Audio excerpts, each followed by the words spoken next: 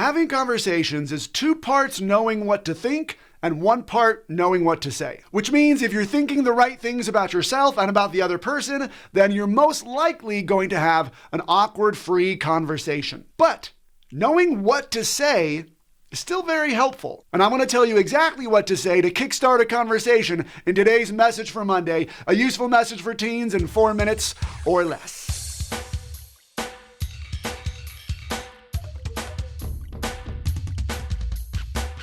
I'm actually going to tell you not just what to say to kickstart a conversation, but also what to say to keep it going and to end it gracefully. You ready?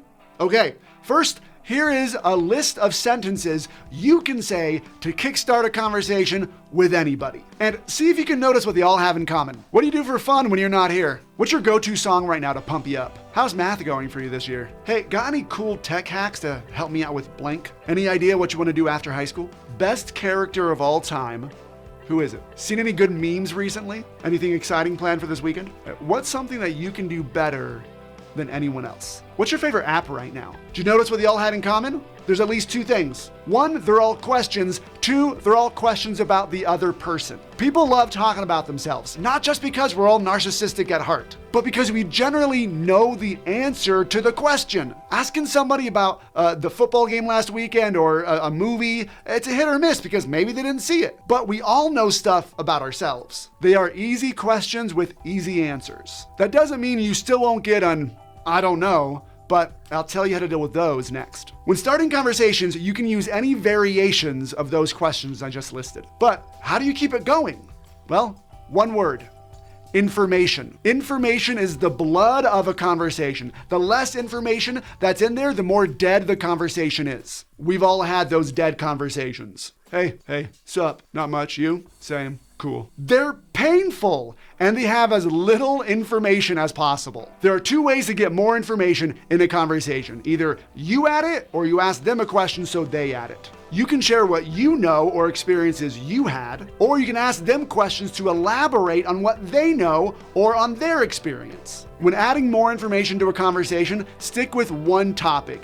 Generally the topic you just started with. If you ask them a question about math, then get more information out there about math or school or classes. Avoid jumping around to multiple topics with your questions. It gets exhausting. It might look like this. Let's say you started a conversation with, any idea of what you're going to do after high school? And they say, I don't know. Now, when someone says I don't know, 9 out of 10 times, it doesn't actually mean they don't know. It means they don't know if they want to share what they do know. So a follow-up question can help them out. What stuff are you thinking about doing? Or maybe they really don't know, in which case you switch to you adding more information. Yeah, I don't know either, but I'm thinking about either becoming a veterinarian or an accountant. Add more information yourself or ask follow-up questions to the things that they say, keeping it on the topic that you're already talking about, and you'll get a really good conversation going. To end it, I always advise ending with a button. A button is just a line that makes it easy to walk away after. The easiest buttons are, thanks so much, ... or I gotta get going, ... All right, thanks so much for talking with me. See ya. Thanks so much for the information. I gotta get going to class. See ya, man. Hey, I gotta get going home. See ya. There are other buttons, but those are the 2 easiest. Combine knowing what to say, which is what I just covered in this video, with the knowing what to think, which is what I covered last week, and your conversation skills are gonna go through the roof this month.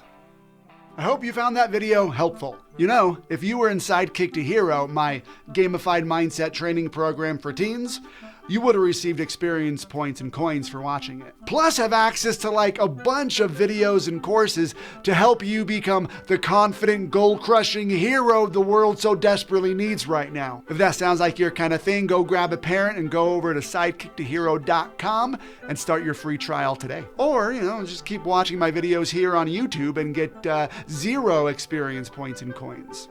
It's up to you, really.